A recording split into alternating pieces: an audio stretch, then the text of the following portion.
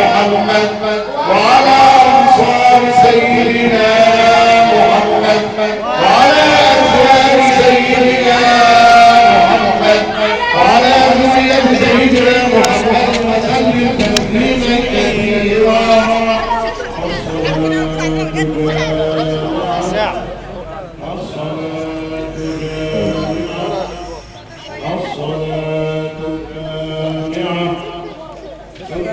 عيد الأضحى أثابكم الله. لحظة يا جماعة لحظة. إن شاء الله الركعة الأولى 7 تكبيرات على تكبيرة الإحرام. الركعة الثانية 5 تكبيرات على تكبيرة الإحرام. الله أكبر.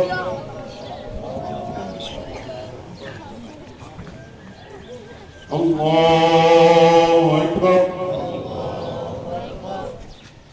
الله أكبر.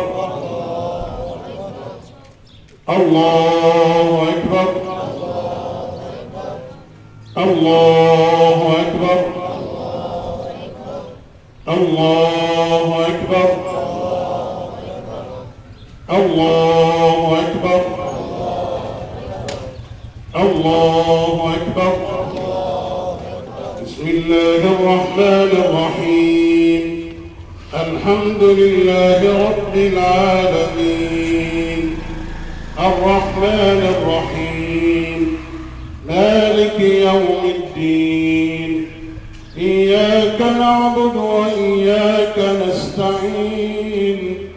اهدنا الصراط المستقيم صراط الذين أنعمت عليهم غير المغضوب عليهم ولا الضالين.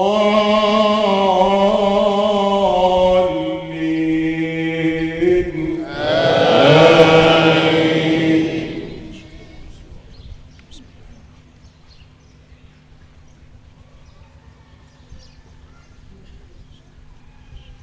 سبح اسم ربك الأعلى الذي خلق فسوى والذي قدر فهدى والذي أخرج المرعى فجعله غثاء أحوى.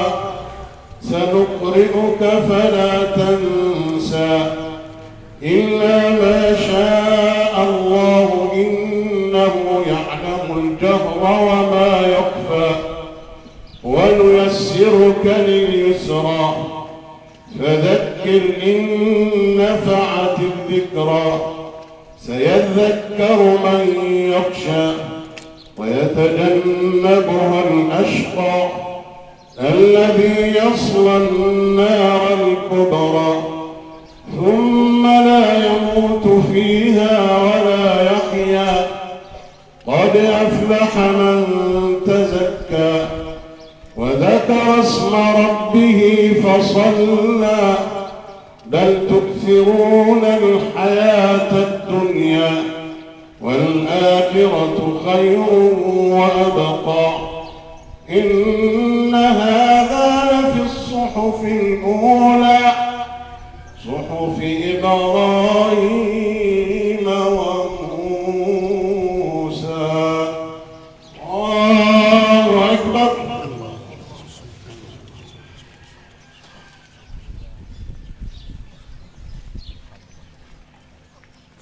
سمع الله لمن حمده. الله أكبر.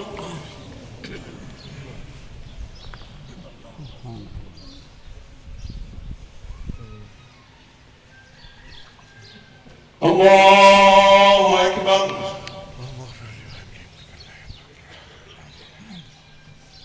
الله أكبر.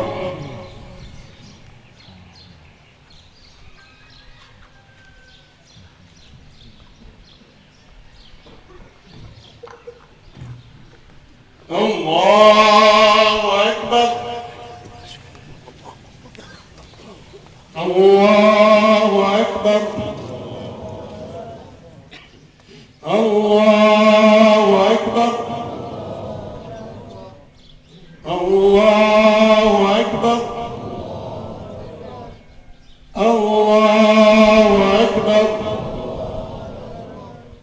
الله أكبر. بسم الله الرحمن الرحيم. الحمد لله رب العالمين الرحمن الرحيم مالك يوم الدين إياك نعبد وإياك نستعين اهدنا الصراط المستقيم صراط الذين أنعمت عليهم غير المغضوب عليهم ولا الضالين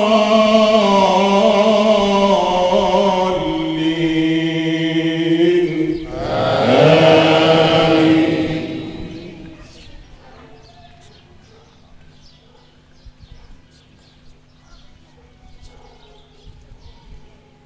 إنا أعطيناك الكوثر فصل لربك وانحر إن شانئك هو الأبتر. الله أكبر.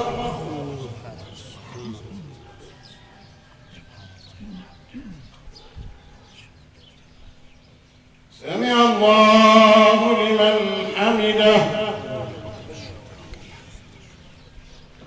الله أكبر.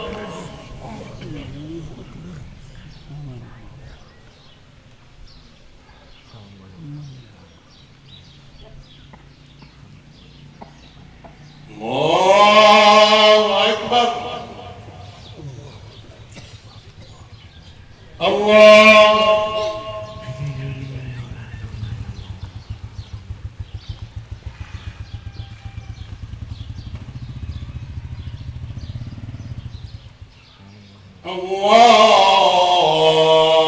أكبر.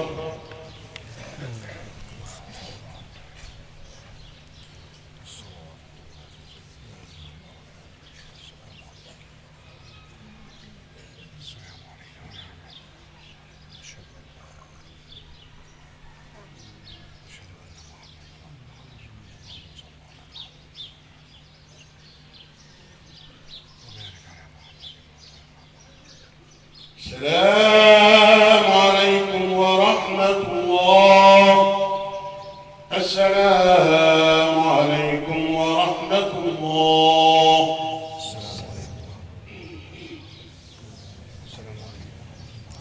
هدانا الله. الله أكبر الله أكبر الله أكبر. الله أكبر الله أكبر الله أكبر.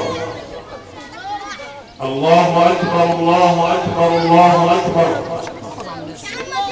الله أكبر على ملاحة حمرات الفلاح على من قصد بيته الحرام. الله أكبر ما ساروا في البر والبحر تحرسهم عناية الملك العلام. الله أكبر ما تجلت عليهم أنوار الهداية لإقامة شعائر الإسلام. الله أكبر ما فارقوا أموالهم وعيالهم لينالوا الرضوان الأكبر. الله أكبر الله أكبر الله أكبر. الله أكبر ما هامت بهم مطايا الأشواق إلى عرفات. الله أكبر ما ابتهلوا فيه إلى الله وغفرت لهم جميع السيئات. الله أكبر ما وقفوا بالمشعر الحرام شاكرين الله على ما هداهم إلى معالم السعادات. الله أكبر ما طافوا وسعوا وشربوا من ماء زمزم المطهر. الله أكبر ما جدوا في المسير حتى شاهدوا الكعبة البهية. الله أكبر ما علت أصواتهم بالتلبية إجابة لنداء الخليل في المدينة. الله أكبر الله أكبر الله أكبر ولله الحمد. وسبحان الله على الدوام. وأشهد أن لا إله إلا الله وحده لا شريك له جعل في تعاقب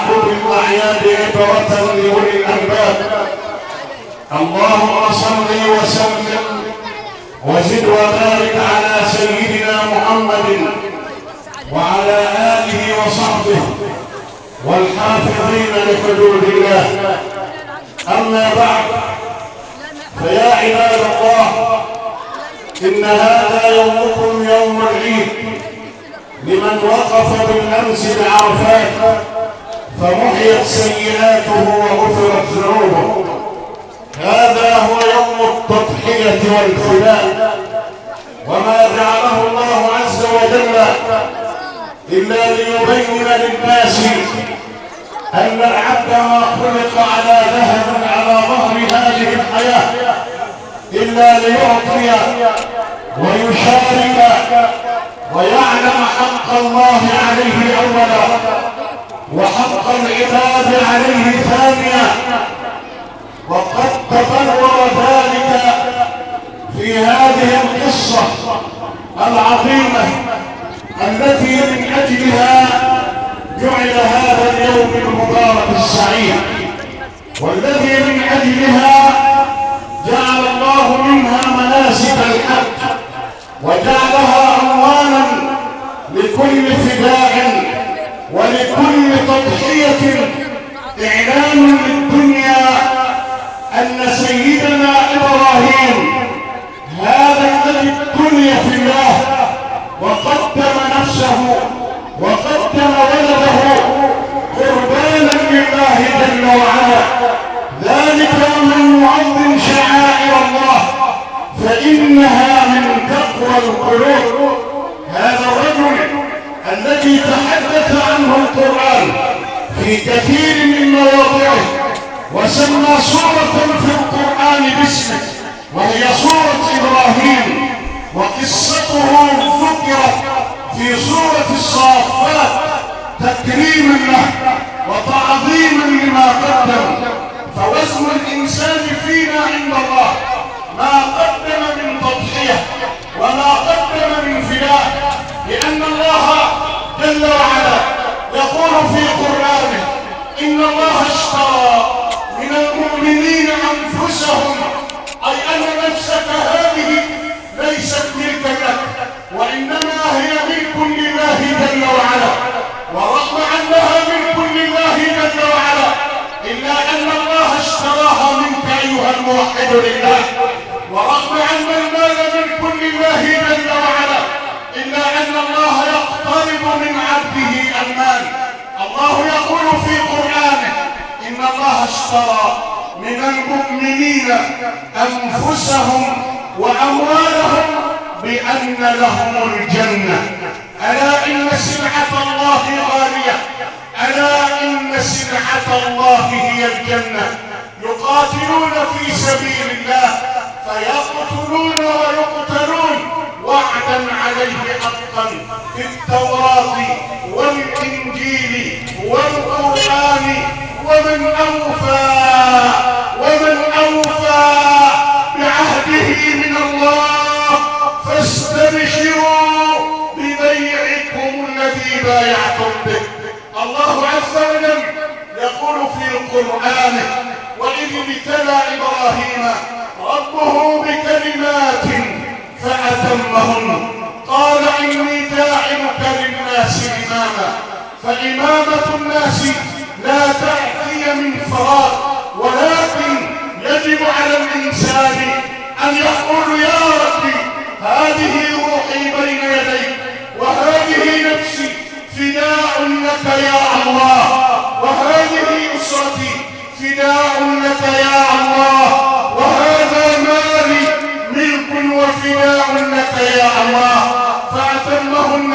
فلما أتمهن قال الله: إني جاعلك للناس إماما. قال: ومن ذريتي. قال: لا ينال عهد الظالمين.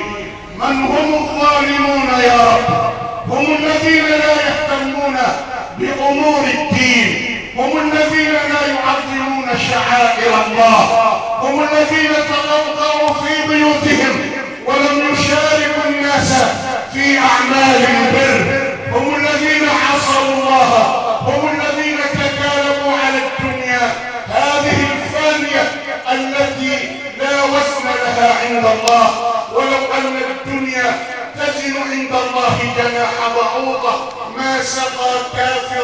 منها شربة ماء لا ينال عهد الظالمين. وإذ جعلنا البيت مثابة أي أن الناس يتوبون إليه. والله عبر لا يجد راحة نفسه ولا طمأنينة قلبه ولا راحة جسده إلا في بيته، ولذلك جعله الله مثابة أن يسوق الناس إليه لكي يستريحوا حينما يدخل الإنسان بيت الله الحرام.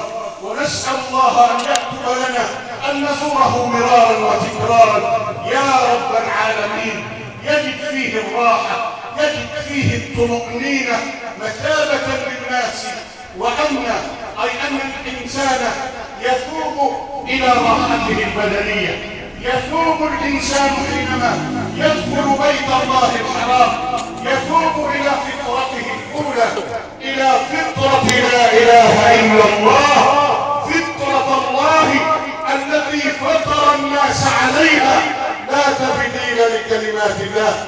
أيها المسلم الكريم، الإنسان حينما يدخل بيت الله الحرام ينسى نفسه، ينسى ولده، ينسى زوجته، ينسى ماله، ينسى حقه، ينسى طمعه، ينسى كل شيء، يتوب إلى فطرته الأولى.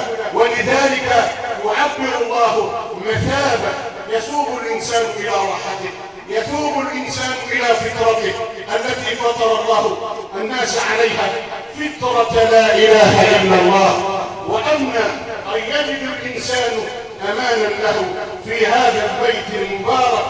واتخذوا، وهذا أمر من الله جل وعلا، واتخذوا من مقام إبراهيم مصلى، والمقام موجود عند الكعبة بجوار الكعبة، أي المقام الذي قام فيه سيدنا إبراهيم وسيدنا إسماعيل، وهما يرفعان القواعد من البيت. وإذ يرفع إبراهيم القواعد من البيت وإسماعيل ربنا تقبل منا إنك أنت السميع العليم، ربنا واجعلنا مسلمين لك ومن ذريتنا أمة مسلمة لك وأرنا مناسكنا وتب علينا إنك أنت التواب الرحيم. سيدنا إبراهيم عاش من العمر أكثر من 80 عاما وأنتم تعلمون هذه القصة دائما نتذاكرها، وهذا إعلان للناس جميعا أن الإنسان يجب أن يضحي بنفسه، يضحي بماله، حتى ولو أمره الله بأن يذبح ولده كما حدث لسيدنا إبراهيم حينما رأى في المنام بعد أن ترك ابنه في مكان قفر لا زرع فيه ولا ماء. إعلان للدنيا جميعا: أيها الناس لا تحملوا هم الرزق، أيها الناس اعلموا أني معكم، أن الله معكم، ومن كان الله معه فقد ربح كل شيء، ومن خسر الله فقد خسر كل شيء. لو ذهبت إلى جبال مكة لوجدت أن الكعبة بين جبال صخرية ليست رملية، صخرية شديدة لا زرع فيها ولا ماء. والله يقول يا إبراهيم دعهما في هذا المكان، وهو ابن وحيد وفلسة كبده، كيف يفعل أمام أمر الله؟ يتركهما في هذا المكان ويتوجه إلى الله. إذا كنت في شدة إلى من تتوجه؟ توجه إلى الله. أمن يجيب المضطر إذا دعاه ويكشف السوء. أيها المسلم، الله هو الذي يكشف السوء.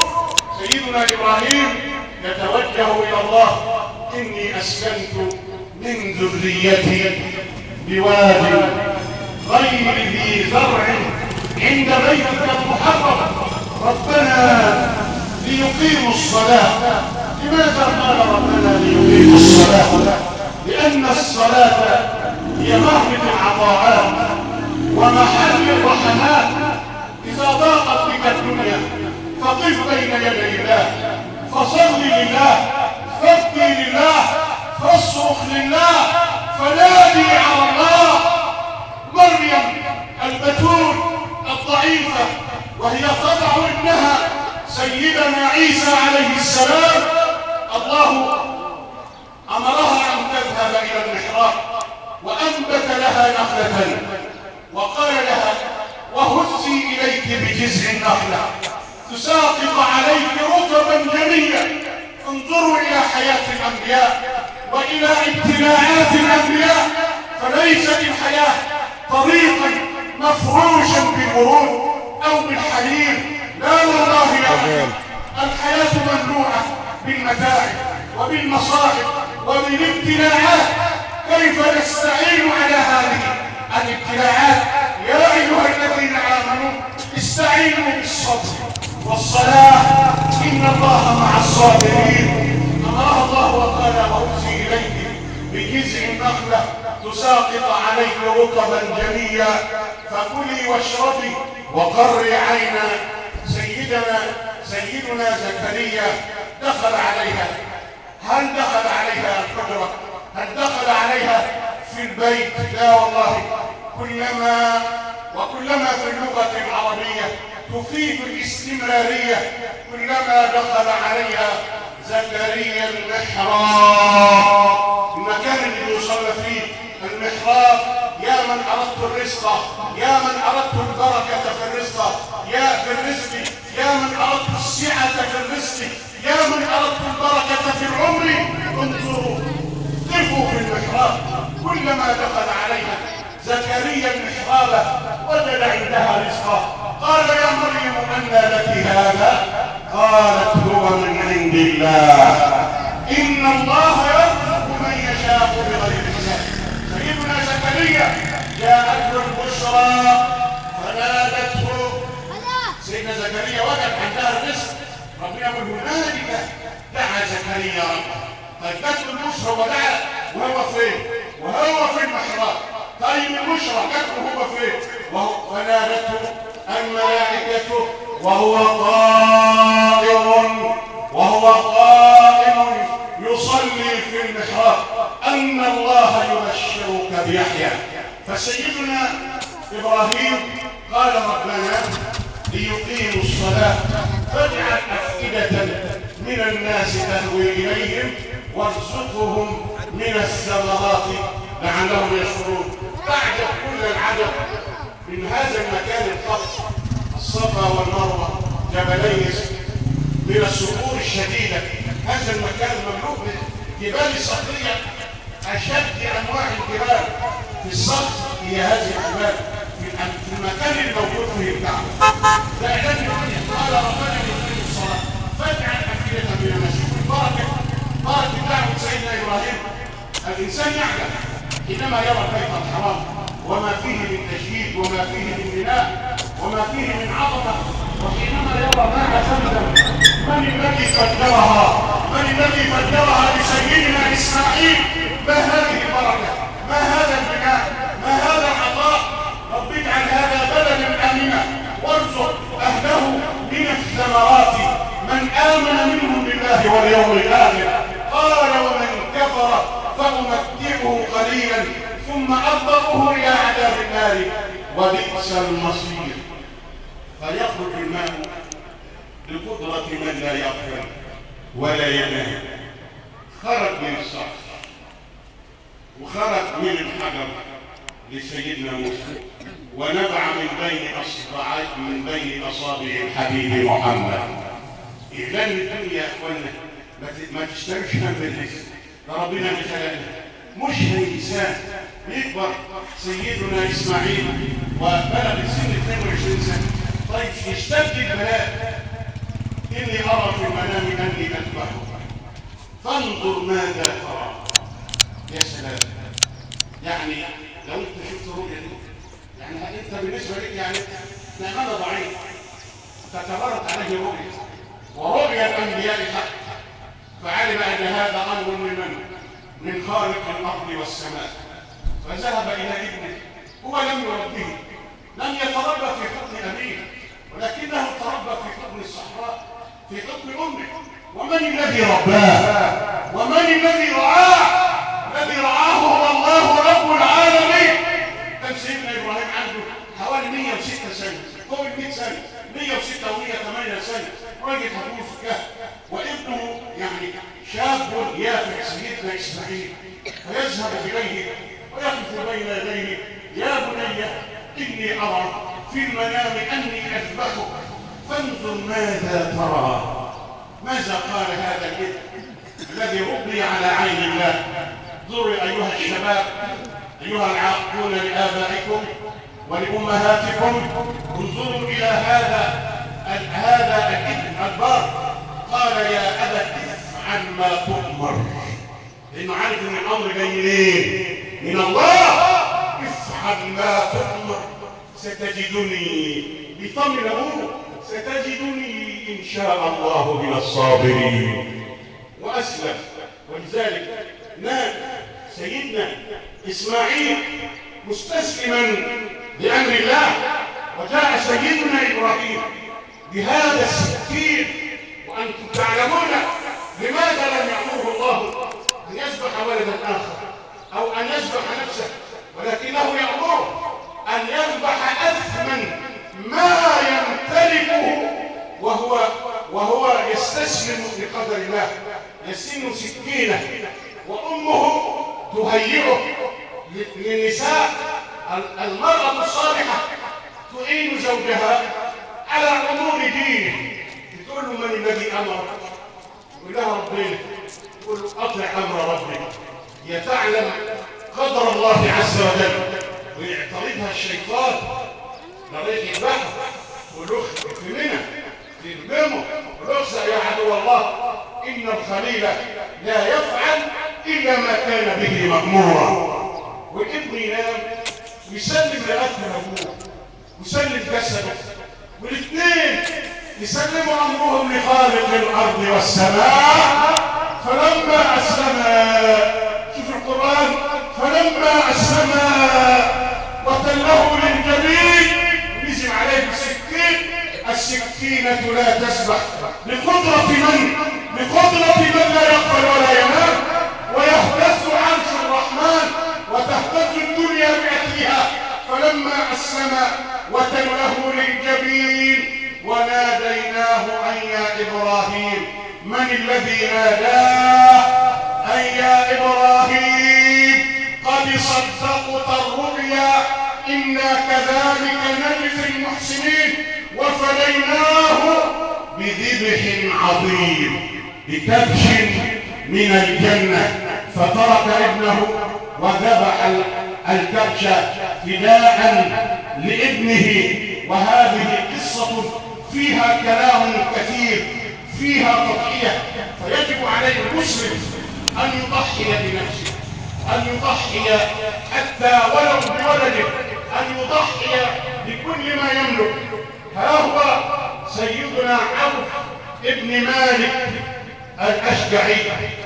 سيدنا عوف ابن مالك الأشجعي، انظروا يا من تتكالبون على الدنيا، يا من تجمعون الأموال من الحلال أو من الحرام، لازم تنفق في سبيل الله، لازم تضحي بنفسك، لازم تضحي بولدك، لازم تضحي بمالك، عشان ده اللي هتلقاه قدامك امام الله. سيدنا عوف بن مالك الاشجعي كان له ولدا واحدا، ولما سمع منادي الجهاد ان يا خير الله اركبي، قال لابنه: اذهب وقاتل مع رسول الله محمد كي تكون كلمة الله هي العليا والكلمة الذين كفروا السفلى والله عزيز حكيم.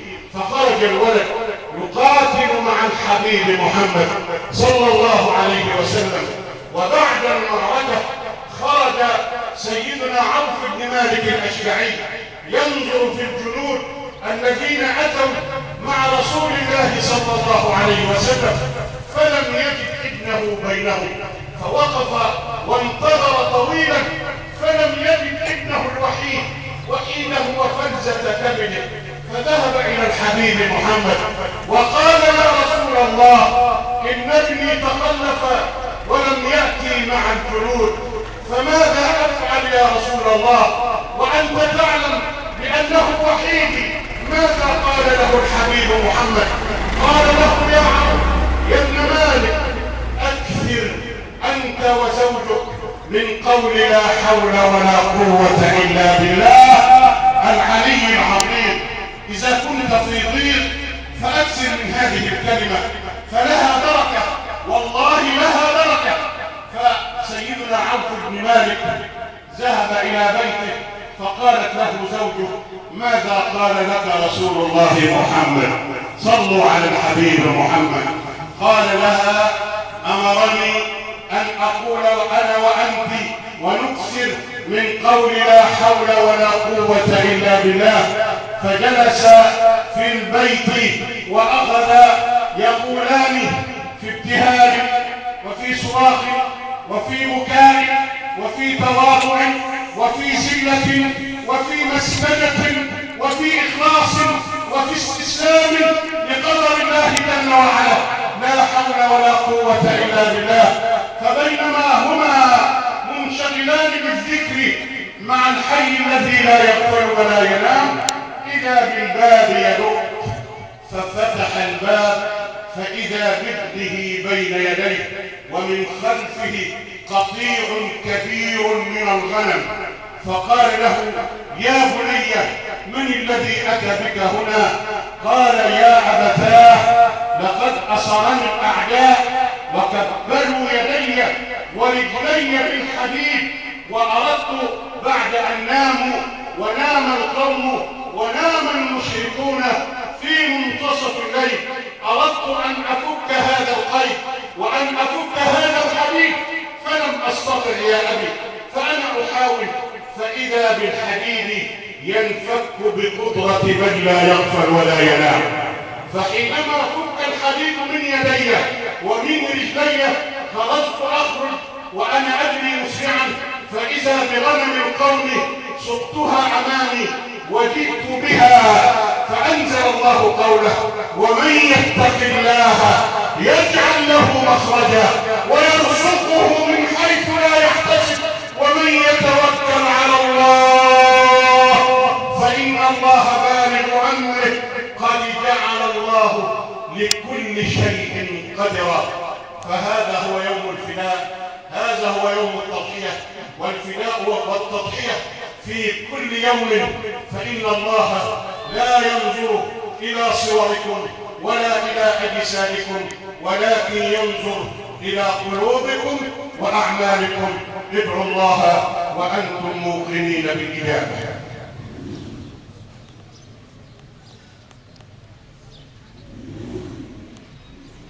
الحمد لله والصلاة والسلام على سيدي ومولاي وحبيبي رسول الله صلى الله عليه وسلم. أيها المسلم الكريم، إذا بليت فثق بالله وارض به، فإن الذي يكشف البلوى هو الله. الله يحدث بعد العسر ميسرة، لا تجزعن فإن الكافي الله. والله ما لك غير الله من أحد، فحسبك الله في كل لك الله. وهذا هو يوم العيد، هو يوم صلة الأرحام، هو يوم الصلح بين الصلح، لأن الله حينما ينزل الحديد من على عرفات يعطي له الجائزة لكل من وقف بعرفات ولمن لم يقف بعرفات. الله يعفو ويعتق في يوم عرفات كل الرقاب، ولذلك سيدنا النبي قال كده في الحديث الصحيح من وقف بعرفات وظن أن الله لم يغفر له ذنبه فقد أعظم على الله الفدية. فالله يوزع الجائزة إلا مين؟ إلا المتشاغلين. الله يقول احفظهما حتى يصطلحا. فصلوا الأرحام، صلوا الأرحام وامسحوا على رؤوس الأيتام وصلوا بالليل والناس نيام وأفشوا السلام تدخلوا جنة ربكم بسلام. وهذا هو يوم الأضحية. عنده أضحية يخرج فصل لربك وانحر ويذبح طبعا بالذبح، لا توري المذبوح السكين تذبح، ويجوز لأي إنسان أن يذبح، ويجوز للمرأة أن تذبح.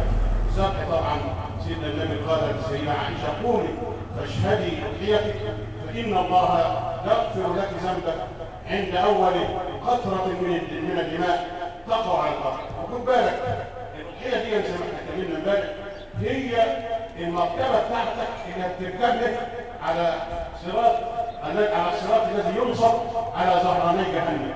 اللي بيضحي هي الاضحيه هي المركبه اللي بتركبها وانت بتعبد جهنم. نسال الله ان يقينا نار جهنم وتقع من الله بمكان لا لن ينال الله لحومها ولا دماؤها ولكن يناله التقوى منكم. وتقسم ثلاثه اقسام: قسم للبيت، قسم للهدايا، قسم للفقراء والمساكين. بيت المال مفتوح لقسم الفقراء والمساكين والجلود بنبه جلود بتروح بيت المال تهاء ولا يجوز بيع اي شيء من الاضحيه. فالنبي صلى الله عليه وسلم يقول: من ضحى طيبه بها نفسه محتسبا اضحيته كانت له حجابا من النار. من الاحاديث يعضد بعضها بعضا حجاب من النار. المركبه اللي بتعبر على جهنم هي اضحيه، الحجاب اللي بينك وبين النار هي اضحيه، تكفير الذنوب هي تضحيه، تطهير النفوس طيبه بها نفسها هي من التضحيه. نسال الله ان يجعلنا من الذين يستمعون القول فيتبعون احسنه. اللهم اغفر ذنوبنا وكفر عنا سيئاتنا وتوفنا مع الابرار. ومن جاء من طريق فليرجع من اخر كي تترك